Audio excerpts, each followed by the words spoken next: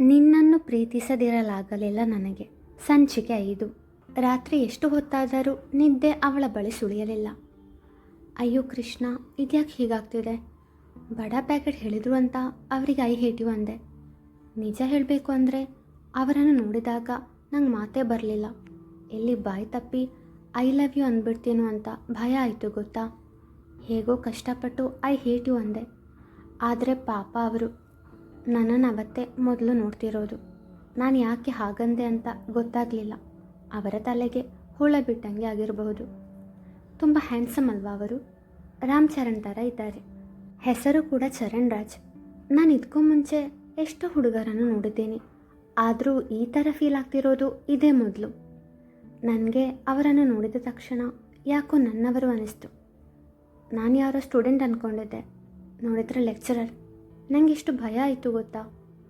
ಅವರನ್ನು ನೋಡ್ತಾ ಇದ್ದರೆ ಹಾಗೆ ಇರಬೇಕು ಅನಿಸುತ್ತೆ, ಮುದ್ದು ಮಾಡಬೇಕು ಅನಿಸುತ್ತೆ. ಆದರೆ ಇದು ತಪ್ಪು ಅಲ್ವಾ? ಇದೆಲ್ಲ ಈ ವಯಸ್ಸಿನ ಬರೀ ಆಕರ್ಷಣೆ ಅಷ್ಟೆ. ನಾನು ಹೀಗೆಲ್ಲ ಯೋಚನೆ ಮಾಡಬಾರ್ದು. ತಪ್ಪು. ಮನೆಯಲ್ಲಿ ಅಪ್ಪ, ಅಮ್ಮ, ಅಕ್ಕ, ಅಜ್ಜಿ ಎಲ್ಲರೂ ನನ್ನನ್ನು ತುಂಬ ಪ್ರೀತಿಸ್ತಾರೆ, ನನ್ನನ್ನು ತುಂಬ ನಂಬ್ತಾರೆ. ನಾನವರಿಗೆ ಮೋಸ ಮಾಡಬಾರ್ದು, ಅವರಿಂದ ದೂರ ಇರಬೇಕು. ಅವರ ಮುಂದೆ ಇರೋಕ್ಕಾಗದೆ ಕ್ಲಾಸ್ ಬಂಕ್ ಮಾಡಿದೆ. ಆದರೆ ಇಲ್ಲಿ ನೋಡಿದರೆ ಮನೆ ಹತ್ರನೇ ಇದ್ದಾರೆ. ಇಷ್ಟೆಲ್ಲ ಸಾಲದು ಅಂತ ಈ ಅಪ್ಪ ಬೇರೆ ಡೌಟ್ ಇದ್ದರೆ ಚರು ಹತ್ರ ಕೇಳುವಂತ ಹೇಳ್ತಿದ್ದಾರೆ. ಏನೇ ಆಗಲಿ, ನಾನು ಮೊದಲು ಸರಿಯಾಗಬೇಕು. ಅವರನ್ನು ದಿನ ನೋಡೋದು ಇದ್ದಿದ್ದೆ. ಹೇಗಾದರೂ ನಾನು ಅವರನ್ನು ಫೇಸ್ ಮಾಡಲೇಬೇಕು.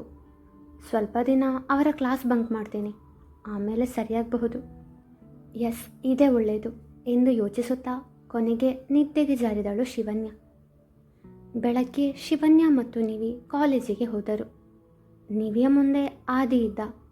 ಆದರೆ ಇನ್ಮೇಲೆ ನಿವಿಗೆ ತನ್ನಿಂದ ನೋವಾಗಬಾರ್ದು ಅಂತ ನಿರ್ಧರಿಸಿದ್ದರಿಂದ ನೋಡಿಯೂ ನೋಡದ ಹಾಗೆ ಹೋದ. ನಿವಿಗೆ ಅವನ ನಡವಳಿಕೆ ವಿಚಿತ್ರ ಅನಿಸಿದರೂ ಸದ್ಯ ತನ್ನನ್ನು ಬಿಟ್ಟ ಅಲ್ವಾ ಅಂತ ನೆಮ್ಮದಿಯ ನಿಟ್ಟುಸಿರು ಬಿಟ್ಟಳು. ಕ್ಲಾಸಿನ ಬಳಿ ಎಂದಿನಂತೆ ಐಶ್ವರ್ಯ ನಿವಿಗೋಸ್ಕರ ಕಾಯ್ತಾ ಇದ್ಲು. ನಂತರ ಇಬ್ಬರು ಕ್ಲಾಸಿಗೆ ಹೋದರು. ನಗುತ್ತಾ ಬಂದ ನಿವಿಯನ್ನು ಕಂಡ ಐಶ್ವರ್ಯಾಳಿಗೆ ಇವಳು ಯಾವಾಗಲೂ ಹೀಗೆ ಇದ್ರೆ ಚೆನ್ನ ಎಂದನಿಸಿತು. ಹಾಗೆ ಇಬ್ಬರು ಕ್ಲಾಸಿನಲ್ಲಿ ಹರಟುತ್ತಾ ಇರುವಾಗ ಆಕಾಶ್ ಕದ್ದು ಮುಚ್ಚಿ ನಿವಿಯನ್ನೇ ನೋಡುತ್ತಾ ಇದ್ದ.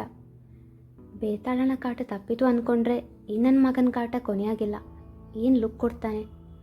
ಲಚ್ಚು ಡಾರ್ಲಿಂಗ್ ಹೇಳ್ತಾ ಇದ್ಲು ನನಗೆ ದೃಷ್ಟಿ ತಾಗಿದೆ ಅಂತ. ಮೋಸ್ಟ್ಲಿ ಈ ಗೋಬೇದೇ ಇರಬೇಕು. ತಿನ್ನೋ ಹಂಗೆ ನೋಡ್ತಾನೆ, ಸ್ಟುಪಿಡ್. ಕಣ್ ಕಿತ್ತಾಗಬೇಕು ಅನ್ನಿಸ್ತಿದೆ.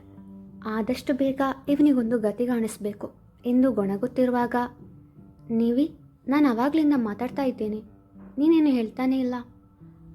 ಅದು ಏನಿಲ್ಲ. ಶಿವನ್ಯ ಕ್ಲಾಸಿಗೆ ಹೋಗ್ತಿರ್ಬೇಕಾದ್ರೆ ಬಡ ಪ್ಯಾಕೆಟ್ಸ್ ಎದುರಾದರು. ಹಾಯ್ ಛೋಟಾ ಪ್ಯಾಕೆಟ್ ಎಂದ ಮನೀಶ್. ಹಲೋ ಬಡ ಪ್ಯಾಕೆಟ್. ನಿನ್ನೆ ತಮಾಷೆಗೆ ಹಾಗೆ ಮಾಡಿದ್ದು, ಸಾರಿ ಸಿಸ್ ಎಂದು ಆರುಷ್ ಹೇಳಿದಾಗ it's okay bro, no problem. ನೀವು ತಪ್ಪು ತಿಳ್ಕೊಳ್ಳಲ್ಲ ಅಂದರೆ ನಾನೊಂದು ಕೇಳಲ್ಲ? ಹಾಂ ಕೇಳು ಪುಟ್ಟ ಎಂದ ಸೂರಜ್.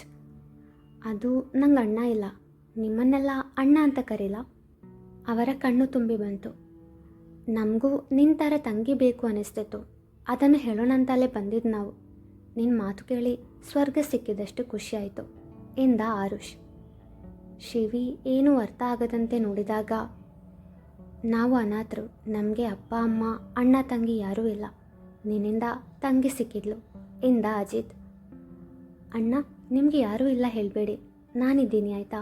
ನನ್ನ ಹೆಸರು ಶಿವನ್ಯ, ಶಿವಿ ಅಂತ ಕರೀರಿ. ಮತ್ತು ನಿಮ್ಮ ಹೆಸರು ಹೇಳಿ. ಹೀಗೆ ಎಲ್ಲರೂ ಅವರವರ ಹೆಸರು ಹೇಳಿ ಪರಿಚಯ ಮಾಡಿಕೊಂಡರು. ಅವರ ನಡುವೆ ಅಣ್ಣ ತಂಗಿ ಬಾಂಧವ್ಯ ಬೆಳೆಯುತ್ತದೆ.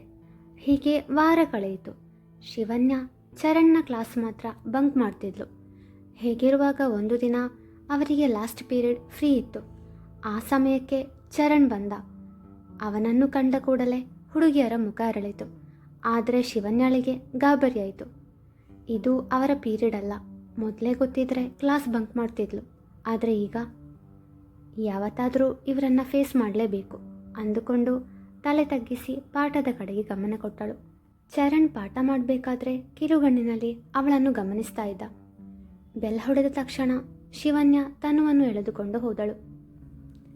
ಇವಳ್ಯಾಕೆ ಹೀಗಾಡ್ತಿದ್ದಾಳೆ? ನನ್ನ ಕ್ಲಾಸ್ ಅಟೆಂಡ್ ಮಾಡಲ್ಲ, ಮುಖ ನೋಡಲ್ಲ. ನಂಗೆ ಅವಳ ಜೊತೆ ಮಾತಾಡಬೇಕು. ನಂಗೆ ಯಾಕೆ ಅವತ್ತು ಹಾಗೆ ಅಂದದ್ದು, ನಾನು ಯಾವಾಗ ಅವಳಿಗೆ ಮೋಸ ಮಾಡಿದೆ ಎಂದು ಚರಣ್ ಯೋಚಿಸ್ತಾ ಇದ್ದ. ಸ್ವಲ್ಪ ದಿನಗಳ ನಂತರ ಶಿವನ್ಯ ಬುಕ್ ರೆಫರ್ ಮಾಡಲು ಲೈಬ್ರರಿಗೆ ಹೋಗೋಣ ಎಂದು ತನುವನ್ನು ಕರೆದಾಗ ಅವಳು ಸ್ವಲ್ಪ ಕೆಲಸ ಇದೆ, ಬರೋಕ್ಕಾಗಲ್ಲ ಎಂದು ಹೇಳಿದ ಕಾರಣ ಶಿವನ್ಯ ಒಬ್ಬಳೇ ಹೋಗಲು ಅನುವಾದಳು. ಹಾಗೆ ಹೋಗ್ತಾ ಸ್ಪೋರ್ಟ್ಸ್ ರೂಮ್ನ ಹತ್ರ ತಲುಪಿದಾಗ ಯಾರೋ ಅವಳ ಕೈ ಹಿಡಿದು ಎಳೆದು ಒಳಗಿಂದ ಲಾಕ್ ಮಾಡಿದರು. ರೂಮಲ್ಲಿ ಕತ್ತಲಾಗಿದ್ದರಿಂದ ಅವಳಿಗೆ ಏನೂ ಕಾಣಲಿಲ್ಲ. ಮೊಬೈಲ್ ಟಾರ್ಚ್ ಆನ್ ಮಾಡಿದ ಅವನು ಇಬ್ಬರಿಗೂ ಮುಖ ಕಾಣುವ ಥರ ಅದನ್ನಿಟ್ಟ. ಕತ್ತಲ ಕೋಣೆಯಲ್ಲಿ ಟಾರ್ಚಿನ ಬೆಳಕಲ್ಲಿ ಅವಳು ಎಂದಿಗಿಂತಲೂ ಸುಂದರವಾಗಿ ಕಂಡಳು.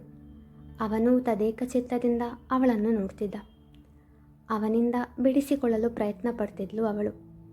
ಆಗ ಅವನು, ನೋಡು, ಕಿರುಚುದಿಲ್ಲ ಅಂತ ಒಪ್ಕೊಂಡ್ರೆ ಕೈ ತೆಗಿತೀನಿ ಎಂದಾಗ ಸರಿ ಎಂದು ತಲೆ ಆಡಿಸಿದಳು. ಅವನು ಕೈ ಬಿಟ್ಟ ತಕ್ಷಣ ಅಲ್ಲಿಂದ ತಪ್ಪಿಸಿಕೊಳ್ಳಲು ನೋಡಿದಳು. ಆದರೆ ಅವನು ಬಿಡಬೇಕಲ್ಲವೇ, ಕೈ ಹಿಡಿದು ಎಳೆದ. ಆ ರಭಸಕ್ಕೆ ಅವನ ಎದೆ ಮೇಲೆ ಬಿದ್ದಳು. ಅವಳಿಗೆ ಈ ಸಮಯ ಇಲ್ಲೇ ನಿಲ್ಲಬಾರದೆ ಎಂದು ಅನಿಸದೇ ಇರಲಿಲ್ಲ. ತಕ್ಷಣವೇ ಇದೆಲ್ಲ ತಪ್ಪು ಎಂದು ಬುದ್ಧಿ ಎಚ್ಚರಿಸಿತು. ಅವನಿಂದ ಸರಿದು ಸ್ವಲ್ಪ ದೂರ ನಿಂತಳು. ಸರ್, ನಾನು ಹೋಗಬೇಕು. ನೋಡು, ನಂಗೆ ನಿನ್ನ ಹತ್ರ ಮಾತಾಡಬೇಕು. ನಾನು ಮಾತಾಡಬೇಕು ಅಂತ ಪ್ರಯತ್ನ ಪಟ್ಟಾಗಲೆಲ್ಲ ನನ್ನನ್ನು ಅವಾಯ್ಡ್ ಮಾಡ್ತಿದ್ದೆ. ನಾನು ಕ್ಲಾಸ್ ಕೂಡ ಅಟೆಂಡ್ ಮಾಡ್ತಿರಲಿಲ್ಲ. ಯಾಕೆ, ನಾನೇನು ಮಾಡಿದೆ? ನಾನು ನಿನ್ನನ್ನು ಮೊದಲು ನೋಡಿದ್ದೆ ಇಲ್ಲಿ ಕಾಲೇಜಲ್ಲಿ. ಮತ್ತು ಹೇಗೆ ನಾನು ನಿನಗೆ ಮೋಸ ಮಾಡಿದೆ ಅಂದೆ? ಅವತ್ತು ಯಾಕೆ ಹಾಗಂದೆ?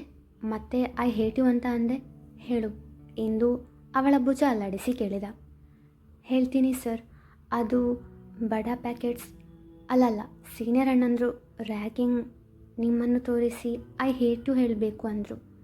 ನಾನು ಇವೆಲ್ಲ ಕಾಲೇಜ್ ಲೈಫಲ್ಲಿ ಸ್ವೀಟ್ ಮೆಮೊರೀಸ್ ಆಗಬಹುದು ಅಂದ್ಕೊಂಡು ಹಾಗೆ ಮಾಡಿದೆ. ಏನು ರ್ಯಾಗಿಂಗಾ? ರ್ಯಾಗಿಂಗಲ್ಲಿ ರೋಸ್ ಕೊಟ್ಟು ಪ್ರಪೋಸ್ ಮಾಡಿದ ಕತೆ ಕೇಳಿದ್ದೇನೆ. ಇದ್ಯಾವುದು ಹೊಸ್ತು? ಐ ಹೇಟ್ ಯು ಅದೆಲ್ಲ ಓಕೆ. ಮತ್ತು ಆ ಡೈಲಾಗೆಲ್ಲ, ಅದೇ ಮೋಸ, ನಂಬಿದ್ದೆ, ಪ್ರೀತಿ ಮಾಡ್ತಿದ್ದೆ ಅಂತ ಹೇಳಿದ್ದೆಲ್ಲ, ಅದು ಅವ್ರು ಹೇಳಿದರು ಐ ಹೇಟ್ ಯು ಹೇಳಿದ್ರೆ ಸಾಲದು, ಅವರು ನಿನ್ನ ಮಾತನ್ನು ನಂಬೋ ಹಾಗೆ ಮಾಡಬೇಕು ಅಂತ. ಅದಕ್ಕೆ ನಾನು I am really sorry sir. ಸರಿ, ಈಗ ನೀನು ಮಾಡಿದ ತಪ್ಪಿಗೆ ಶಿಕ್ಷೆ ಆಗಲೇಬೇಕು. ನಾನು ಸಾರಿ ಕೇಳಿದ್ನಲ್ಲ, ಮತ್ತ್ಯಾಕೆ ಸರ್ ಶಿಕ್ಷೆ? ಅದೆಲ್ಲ ನಂಗೆ ಗೊತ್ತಿಲ್ಲ. ಇವಾಗ ನೀನು ನಾನು ಹೇಳಿದಾಗೆ ಕೇಳಲೇಬೇಕು. ಶಿಕ್ಷೆ ಏನಂದರೆ, ಅವತ್ತು ಐ ಹೇಟ್ ಯು ಅಂದ್ಯಲ್ಲ, ಇವತ್ತು ಐ ಲವ್ ಯು ಹೇಳು. ಪಾಪ ಶಿವನ್ಯ ಮೊದಲೇ ಅವನನ್ನು ಮರೆಯಬೇಕು ಅಂತ ಅವನ ಕ್ಲಾಸ್ ಕೂಡ ಅಟೆಂಡ್ ಮಾಡ್ತಿರಲಿಲ್ಲ. ಈಗ ಅವನು ಕೂಡ ಈ ಥರ ಆಡಿದರೆ ಅವಳಿಗೆ ಹೇಗಾಗಬೇಡ? ಅವಳು ಅವನನ್ನು ಪ್ರೀತಿ ಮಾಡಿದ್ದು ನಿಜ, ಆದರೆ ಅವರು ಶಿಕ್ಷೆ ಅದು ಇದು ಅಂತ ಐ ಲವ್ ಯು ಹೇಳು ಅಂತ ಹೇಳಿದ ರೀತಿ ನೋಡಿ ಇವರಿಗೆ ಪ್ರೀತಿ ಬೆಲೆ ಗೊತ್ತಿಲ್ಲ. ಪ್ರೀತಿ ಆಟಾಡೋ ವಸ್ತು ಅಂದ್ಕೊಂಡಿದ್ದಾರೆ. ಇಂಥವರನ್ನು ನಾನು ಪ್ರೀತಿಸಿದ್ದು ಎಂದು ಕೋಪ, ಬೇಸರ ಒಟ್ಟಿಗೆ ಬಂತು. ಚರಣ್ ಅವಳನ್ನು ಸ್ವಲ್ಪ ಕಾಡಿಸುವ ಸಲುವಾಗಿ ಹಾಗೆ ಹೇಳಿದ್ದಾನಷ್ಟೆ, ಬೇರೆ ಯಾವ ಉದ್ದೇಶ ಇರಲಿಲ್ಲ ಅವನಿಗೆ. ಆದರೆ ಶಿವನ್ಯ ಅವನನ್ನು ತಪ್ಪು ತಿಳಿದುಕೊಂಡು ಬಿಟ್ಟಿದ್ದಳು. ನೋಡಿ ಸರ್, ನಾನವತ್ತು ನೀವು ಲೆಕ್ಚರರ್ ಅಂತ ಗೊತ್ತಿಲ್ಲದೆ ಹಾಗೆ ಹೇಳಿ ತಪ್ಪು ಮಾಡಿದೆ. ಆದರೆ ಪ್ರೀತಿ ಅನ್ನೋದು ಆಟ ಆಡುವ ವಸ್ತು ಅಲ್ಲ. ತಮಾಷೆಗಾದರೂ ಸರಿ, ನಾನು ಆ ರೀತಿ ಹೇಳಲ್ಲ. ಇನ್ನೊಂದು ವಿಷಯ, ನಾನೇನೋ ಆವತ್ತು ಲೆಕ್ಚರರ್ ಅಂತ ಗೊತ್ತಿಲ್ಲದೆ ಹಾಗೆ ಹೇಳಿದೆ. ಆದರೆ ನಿಮ್ಗೆ ಗೊತ್ತಲ್ವಾ ನಾನು ನಿಮ್ಮ ಸ್ಟೂಡೆಂಟ್ ಅಂತ. ಈ ರೀತಿ ನನ್ನ ಹತ್ರ ನಡ್ಕೊಳ್ತಿರೋದು ಸರಿನಾ ಎಂದು ಹೇಳಿದಳು. ಎಷ್ಟೇ ಕಷ್ಟಪಟ್ಟರೂ ಕಣ್ಣೀರು ಅನುಮತಿ ಇಲ್ಲದೆ ಕೆನ್ನೆಯಿಂದ ಜಾರುತ್ತಿತ್ತು. ಚರಣ್ಗೆ ಅವಳ ಮಾತು ಕೇಳಿ ಮೊದಲನೇ ದಿನ ತನ್ನನ್ನು ಮಾತನಾಡಿಸಿದ ಹುಡುಗಿ ಇವಳೇನಾ ಎಂಬ ಸಂದೇಹ ಮೂಡಿತು. ಹಾಗೆ ಅವಳ ಮೇಲಿದ್ದ ಗೌರವ, ಪ್ರೀತಿ ಹೆಚ್ಚಾಯಿತು. ಹೌದು, ಚರಣ್ಗೂ ಅವಳ ಮೇಲೆ ಪ್ರೀತಿಯಾಗಿತ್ತು. ಅದು ಅವಳು ಸ್ಟೂಡೆಂಟ್ ಅಂತ ತಿಳಿಯುವ ಮೊದಲು ಕ್ರಷ್ ಅಂದ್ಕೊಂಡು ಇಗ್ನೋರ್ ಮಾಡ್ತಿದ್ದ. ಆಮೇಲೆ ಅದು ಪ್ರೀತಿ ಅಂತ ಗೊತ್ತಾಯಿತು. ಎಷ್ಟೋ ರಾತ್ರಿ ಅವಳ ಗುಂಗಲ್ಲೇ ಇದ್ದ. ನಿದ್ರಾದೇವಿ ಅವನಲ್ಲಿ ಕೋಪ ಮಾಡಿದ್ಲು. ಎಷ್ಟಾದರೂ ಪ್ರೀತಿ ಮಾಡಿದ ಹುಡುಗಿ ಕಣ್ಣಲ್ಲಿ ನೀರು ಬಂದರೆ ಯಾವ ಹುಡುಗ ತಾನೇ ಸಹಿಸುವನು ಅಲ್ವಾ? ಅವನು ಅವಳ ಕಣ್ಣೀರು ಒರೆಸುವ ಪ್ರಯತ್ನ ಮಾಡಿದ, ಆದರೆ ಅವಳು ಬಿಡಲಿಲ್ಲ. ಕೊನೆಗೆ ಅವನೇ ಕಣ್ಣೀರೊರೆಸಿ ಅವಳನ್ನು ಎದೆಗಾಣಿಸಿದ. ಅವಳು ಸಮಾಧಾನವಾಗುವ ತನಕ ಅತ್ತಳು. ಕೊನೆಗೆ ಅವನಿಂದ ದೂರ ಸರಿದು ಸಾರಿ ಎಂದು ಹೇಳಿ ಅಲ್ಲಿಂದ ಹೋದಳು. ಮನೆಗೆ ಬಂದ ಶಿವನ್ಯ ಅವನ ಯೋಚನೆಯಲ್ಲೇ ಇದ್ದಳು. ಅವನನ್ನು ಹೀಗೆ ಬಿಟ್ಟರೆ ಸರಿ ಹೋಗಲ್ಲ, ಒಂದು ಗತಿ ಕಾಣಿಸ್ಬೇಕು. ಪ್ರೀತಿ ಅಂದರೆ ಏನು ಅಂತ ತಿಳ್ಕೊಂಡಿದ್ದಾನೆ ಅವನು. ನಿನ್ನನ್ನು ಸುಮ್ಮನೆ ಬಿಡಲ್ಲ ಕಣೋ ಎಂದು ಅವನಿಗೆ ಬುದ್ಧಿ ಕಲಿಸಲು ಪ್ಲ್ಯಾನ್ ಮಾಡಿದ್ಲು. ಅದೊಂದು ಭಾನುವಾರ. ನಿವಿ ಬೆಳಗ್ಗೆ ಬೇಗ ಎದ್ದು ಫ್ರೆಶ್ ಆಗಿ ಅಡುಗೆ ಮನೆ ಸೇರಿದ್ಲು. ಅವಳೊಂಥರ ಸೂಪರ್ ಶೆಫ್. ಏನೇ ಮಾಡಿದರೂ ಅಚ್ಚುಕಟ್ಟಾಗಿ ಪ್ರೀತಿಯಿಂದ ಮಾಡ್ತಾಳೆ. ಅದರಿಂದಾನೇ ಇರಬೇಕು ಅವಳೇನು ಮಾಡಿದರೂ ರುಚಿಯಾಗಿರುತ್ತದೆ. ಅಡುಗೆ ಮನೆಗೆ ಬಂದ ಲಕ್ಷ್ಮಿಯವರು ಹಾಗೂ ಶಾಂತಿಯವರು, ನಿವಿ ಪುಟ್ಟ ಏನಿವತ್ತು ಸ್ಪೆಷಲ್ ಘಮ್ಮಂತಿದೆ ಎಂದಾಗ, ಶಾಂತು ಬೇಬಿ, ಲಚ್ಚು ಡಾರ್ಲಿಂಗ್, ಪುಳಿಯೋಗರೆ ಮಾಡ್ತಾಯಿದ್ದೀನಿ, ತುಂಬ ಹಸಿವಾಗ್ತಿದೆ, ಬೇಗ ತಿಂಡಿ ಕೊಡಮ್ಮ ಎಂದು ಸದಾನಂದ್ರವರು ಹೇಳಿದಾಗ, ಮಗಳ ಅಡುಗೆ ದಿನ ತಂದೆಗೆ ಹಸಿವು ಜಾಸ್ತಿ ಅಲ್ವೇನು ಸದು ಎಂದರು ಲಕ್ಷ್ಮಿಯವರು. ಹೌದಮ್ಮ, ದಿನ ನಿನ್ನ ಸೊಸೆ ಕೈ ಅಡಿಗೆ ತಿಂದು ನಾಲ್ಗೆ ರುಚಿಗೆಟ್ಟು ಹೋಗಿದೆ, ಇವತ್ತೊಂದಿನ ಆದರೂ ರುಚಿಯಾಗಿರುವುದನ್ನು ತಿನ್ನೋಣ ಅಂತ ಎಂದು ಸದಾನಂದ್ರವರು ಹೇಳಿದಾಗ ಕೋಪಗೊಂಡ ಶಾಂತಿಯವರು, ಏನಂದ್ರಿ, ಇಷ್ಟು ದಿನ ನಾನು ಮಾಡಿದ್ದನ್ನು ಬಾಯಿ ಚಪ್ಪರಿಸ್ಕೊಂಡು ತಿನ್ನಲಿಲ್ವಾ? ಜಾಸ್ತಿ ಆಡ್ಕೊಂಡ್ರೆ ಉಪವಾಸ ಇರೋ ಹಾಗೆ ಮಾಡ್ತೀನಿ ನೋಡಿ ಎಂದರು. ಸ್ವಲ್ಪ ನಿಲ್ಲಿಸ್ತೀರಾ ನಿಮ್ಮ ಕೋಳಿ ಜಗಳ ಎಂದು ಬಂದಳು ಶಿವನ್ಯ. ಅಕ್ಕ ಬೇಗ ಬಾ, ತಿಂಡಿ ತಿನ್ನೋಣ, ಇಬ್ಬರಿಗೆ ಜಗಳ ಆಡಿ ಎನರ್ಜಿ ಕಡಿಮೆ ಆಗಿದೆ ಎಂದಾಗ, ಬಂದೆ ಎಂದವಳು ಎಲ್ಲರಿಗೂ ತಿಂಡಿ ಬಡಿಸಿ ತಾನು ಕುಳಿತಳು. ಎಲ್ಲರೂ ಹರಟುತ್ತಾ ತಿಂಡಿ ತಿಂದು ಮುಗಿಸಿದರು. ನಿವಿ ಪುಟ, ಇವತ್ತು ರಜೆ ಅಲ್ವಾ, ಮತ್ತೆಲ್ಲಿಗೆ ಹೋಗ್ತಿದೀಯಾ ಎಂದು ಲಕ್ಷ್ಮಿಯವರು ಕೇಳಿದಾಗ, ಲಚ್ಚು ಡಾರ್ಲಿಂಗ್, ನಿಂಗೆ ವಯಸ್ಸಾಯಿತು, ಮರೆವು ಜಾಸ್ತಿ ಆಗಿದೆ, ಭಾನುವಾರ ನಾನು ಮೀರಾಳನ್ನು ನೋಡೋಕೆ ಹೋಗ್ತೀನಿ ಅಂತ ಗೊತ್ತಿಲ್ವಾ? ಅವಳಿಗೆ ಪುಳಿಯೋಗರೆ ತುಂಬ ಇಷ್ಟ, ಅದಕ್ಕೆ ಇವತ್ತು ಮಾಡಿದ್ದು ಎಂದು ಉತ್ತರಿಸಿದಳು ನಿವಿ. ಮೀರಾ ಹೇಗಿದ್ದಾಳಮ್ಮ ಈಗ, ಎನಿ ಇಂಪ್ರೂವ್ಮೆಂಟ್ ಎಂಬ ಸದಾನಂದರವರ ಪ್ರಶ್ನೆಗೆ ನಿರಾಸೆಗೊಂಡವಳು, ಇಲ್ಲಪ್ಪ ಹಾಗೇ ಇದ್ದಾಳೆ ಎಂದವಳೆ. ಸರಿ, ನಾನು ಐಶು ಜೊತೆ ಹೋಗ್ತೀನಿ, ಬಾಯ್ ಎಂದು ಅಲ್ಲಿಂದ ಹೊರಟಳು. ಐಶ್ವರ್ಯ ಬಸ್ ಸ್ಟಾಪ್ನಲ್ಲಿ ನಿವಿಗಾಗಿ ಕಾಯುತ್ತಿದ್ದಳು. ಹಾಯ್ ನಿವಿ, ಬೇಗ ಬಾ, ಬಸ್ ಬಂತು. ಬಂದೆ. ಇಬ್ಬರು ಬಸ್ನಲ್ಲಿ ಹೋಗಿ ಒಂದು ಜಾಗದಲ್ಲಿ ಇಳಿಯುತ್ತಾರೆ. ಅಲ್ಲಿ ಆ ನಾಮಫಲಕ ನೋಡಿ ಅವರ ಕಣ್ಣಾಲಿಗಳು ತುಂಬಿ ಬಂದವು. ಆ ನಾಮಫಲಕ ಸಂಜೀವಿನಿ ಮಾನಸಿಕ ಆರೋಗ್ಯ ಕೇಂದ್ರ. ಮುಂದುವರಿಯುವುದು